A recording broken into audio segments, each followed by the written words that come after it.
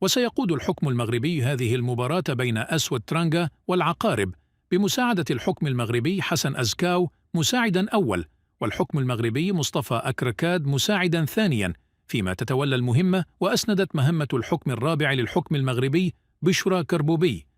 ومن المنتظر أن يواجه المنتخب السنغالي لكرة القدم نظيره الزامبي غدا الاثنين بداية من الساعة 3 عصرا على أرضية ملعب تشارلز كونان باني بمدينة ياموسوكرو الإيفوارية في إطار الجولة الأولى من الدوري، مرحلة المجموعات لنهائيات كأس الأمم الأفريقية 2023 في كوت ديفوار.